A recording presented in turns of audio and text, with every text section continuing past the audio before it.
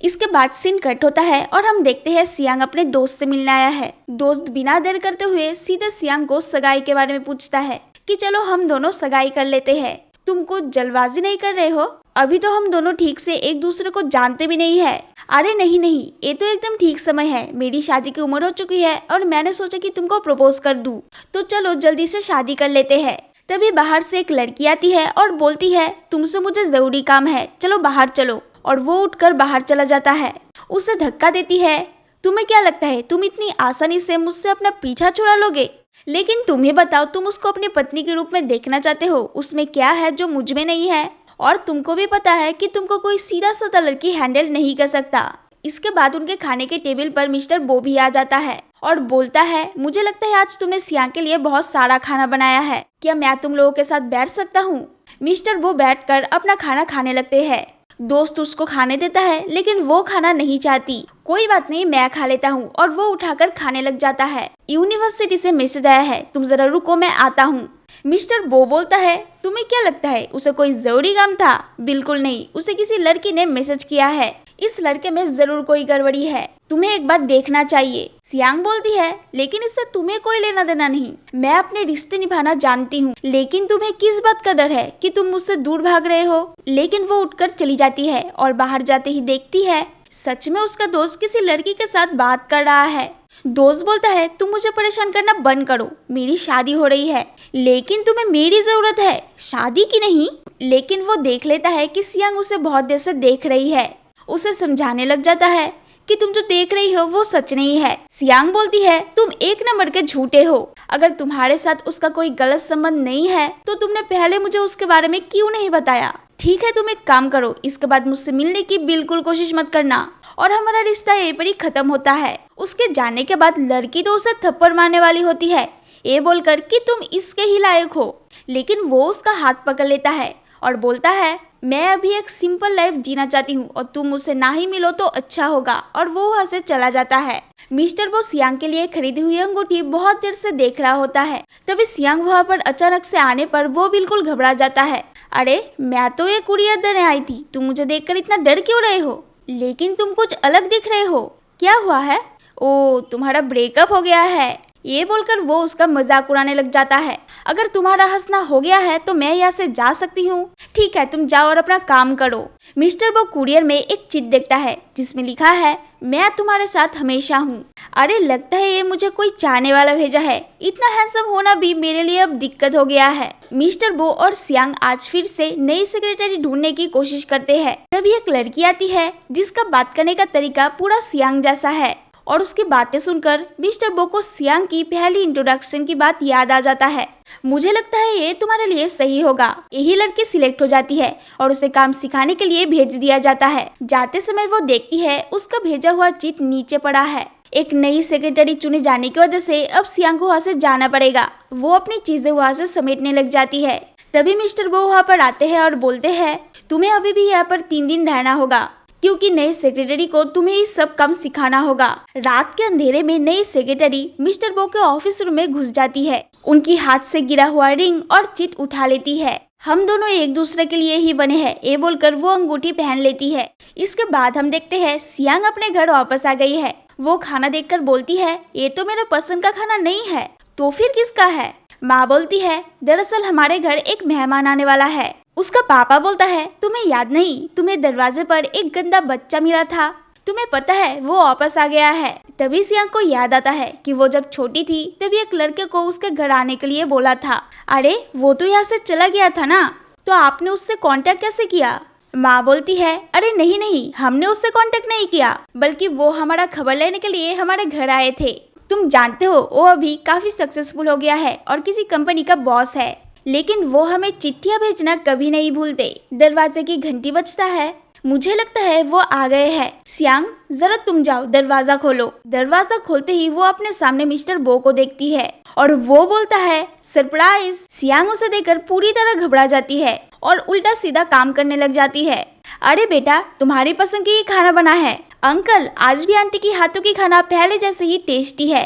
ओ, मुझे तो याद ही नहीं था। अंकल आंटी, मैंने आपके लिए एक छोटा सा गिफ्ट खरीदा है। बाहर मिस्टर बो और सियांग एक साथ घूम रहे हैं। सियांग बोलती है तुमने तो मुझे कभी नहीं बताया कि तुम मेरे वो पुराने दोस्त हो, लेकिन मैंने तो अपना नाम तुम्हें बताया था। वो मैं भूल गई, मुझे याद नहीं है। हाँ, हम दोनों बहुत सारे बातें की थी, लेकिन शायद तुम सभी भूल गए हो। लेकिन हमने क्या बात की थी? वो धीरे से बोलता है, तुमने मुझे बताया था कि तुम सारी उम्र मुझे प्रोटेक्ट करोगे, और तुमने ये भी बताया था कि तुम बड़े होकर मुझसे ही शादी करोगे। तुम्हें क्या लगता है मैं ये सभी बातें भूल चुका हूँ? और मैंने क्या कहा था? मैंने बोला था मैं बड़े होने का इंतजार करूंगा और तुम्हारे साथ सबसे बड़े बिला में शादी करूंगा। सियांग तो पूरा शर्मा जाती है और वो ऐसे चले जाने का बहाना ढूंढने लगती है। उसकी माँ बोलती है, तुमसे वो कॉलेज का प्रोफेसर मिलने आया है। सियांग को देखते ही उसका दोस्त उससे माफी मांगने लग जाता है। बोलता है, मेरा उसके साथ सभी रिश्ता बहुत दिन पहले ही खत्म हो चुका था और मैं सच में तुम्हारे साथ एक नई जिंदगी शुरू करना चाहता हूँ। तुम क्या ये सभी बातें भुलाकर मुझे एक मौका दोगे? वो बोलती है, मुझे नहीं लगता है इसे दोबारा शुरू करके कोई फायदा होगा। मुझे लगता है तुम मिस्टर बो के प्यार में पड़ चुकी हो, है ना? मुझे पता नहीं मैं उसके प्यार में पड़ चुकी हूँ या नहीं, लेकिन मेरे लिए उसका इतना ध्यान रखना मुझे बहुत पसंद है। और तुम भी जिसके बारे में सोचते हो और प्यार करते हो उसके साथ ही रहो। और उसके साथ सारे रिश्ता खत्म करके वो वहाँ से चली जाती है। सियांग के जाने के बाद दोस्त वहाँ पर ही बैठकर कुछ सोचने लगता है। तभी वो लड़की भी वहाँ पर आ जाती है और बोलती है, मैं एक आवारा कुत्ते को घर देने के लिए तैयार हूँ। अभी तुम सोचो तुम ये करोगे या नहीं। उसकी सारे बातें सुनकर सियान सोचती है, मैं वाकई में मिस्टर बो को बहुत पसंद करता हूँ। उसको मैसेज करती है कि तुम कहाँ पर हो, मुझे फोन कर सकते हो। थोड़ी देर बाद मिस्टर बो उसको फोन करता है और बोलता है, मैं तुम्हारे घर के नीचे हूँ। वो दौड़ा हुआ पास जाती है। वो पहले बोलती है, मैं तुम्हारे जैसा पैसा नहीं कमा सकती और मेरी फैमिली तुम्हारे जैसे अमीर भी नहीं है, क्या तुम मुझे संभाल पाओगे? मिस्टर बो बोलता है, मैं तुम्हारी सभी चीजें संभाल सकता हूँ, बस तुम मुझे हाँ कहो। सियांग उसे किस करने लग जाती है और बोलती है, मैं तुम्हारे साथ ही रहना चाहती हूँ, तो फिर चलो हम दोनों शादी कर लेते हैं। नहीं, पहले हम दोनों को अपने पेरेंट्स के साथ बात करना होगा और तुम अभी जाओ थोड़ी देर आराम कर लो। और वो उसको फिर से किस करता है। अगले दिन मिस्टर बो सियांग के साथ मिलते ही पहले तो उसको वही रिंग से प्रपोज करता है, लेकिन वो तो देखती है बॉक्स में कोई रिंग ही नहीं है। मिस्टर बो परेशान हो जाता है और खुद को ही दोषी समझता है। अरे कोई बात नहीं, रिंग तुम्हें मिल जाएगा, मेरी गलती है, मैंने उस अंगूठी को गिरा दिया। तुम्हें पता है उस अंगूठी को बनाने के लिए पूरे 1 साल लगा था और मैं इतने दिनों से उसका ध्यान रख रहा था। कोई बात नहीं, फिर भी मैं तुमसे शादी करने के लिए तैयार हूँ। और उसे किस करने लग जाती है। इसके बाद वो दोनों पूरी रात एक साथ बिताते हैं। सुबह उठकर जब दोनों एक साथ ब्रेकफास्ट करते हैं, सियांग अपनी उंगली में एक अंगूठी देखती है।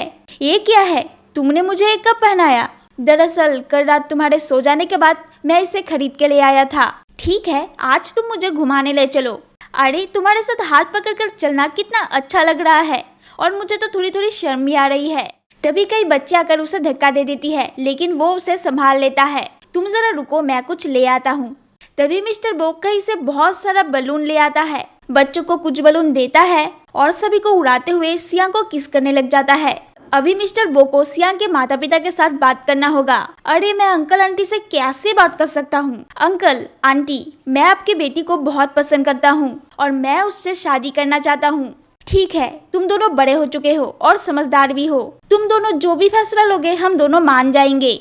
इसके बाद हम देखते हैं मिस्टर बो के साथ सियांग भी उसके घर आ चुकी है। अब दोनों एक साथ ही रह रहे हैं। जब उसको प्यारा बोलती है तो वो बहुत शर्मा जाता है।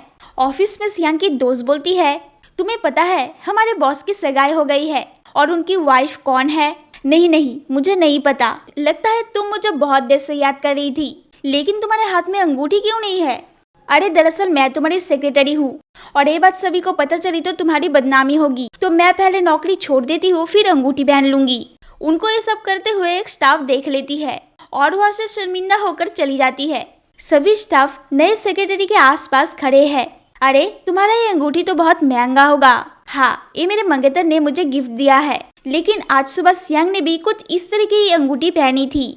मिस्टर बो उस अंगूठी को बहुत ढूंढ रहे हैं, लेकिन उसको वो नहीं मिल रहा। सियांग को उसकी दोस्त आकर बोलती है, तुम्हें मिस्टर बो से दूर रहना चाहिए। तुम्हें पता है वो तो नई सेक्रेटरी की मंगेतर है।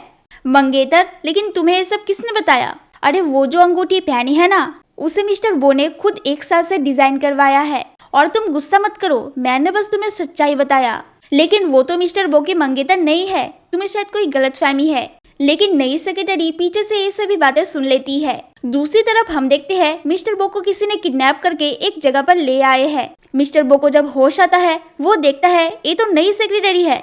देखो ये अंगूठी तो मेरे ही हाथ में कितनी अच्छी लग रही है, तो तुम एक काम करो, इसे हमेशा के लिए मेरे हाथ में ही रहने दो। लेकिन तुम ये क्या कर रहे हो, मुझे यहाँ से जाने दो। तुम्हें क्या याद नहीं, मैं तुम्हारे साथ हाई स्कूल में पढ़ती थी और तभी से मैं तुमको बहुत पसंद करती हूँ, लेकिन तुम मेरी तरफ कभी नहीं देखते थे।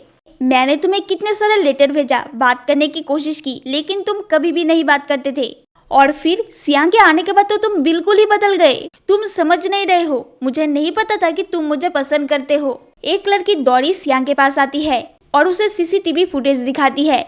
इसमें सियांग देखती है मिस्टर बो को किसी ने पीछे से मारा था और उसे बेहोश करके ले जा रहा है। उससे बात करते समय गलती से उसका चाकू उसे लग जाता है। मुझे माफ कर दो, मैं तुम्हें चोट पहुंचाना नहीं चाहता था, मैं तो बस तुमको प्यार करती हूँ। तभी सियांग वहाँ पर पुलिस ले आ जाती है और उसे पुलिस के हवाले करके मिस्टर बो को वहाँ से छुड़ा लेती है। इसके बाद उसे घर ले आकर सियांग उसके कटी हुई जगह पर दवाई लगा देती है।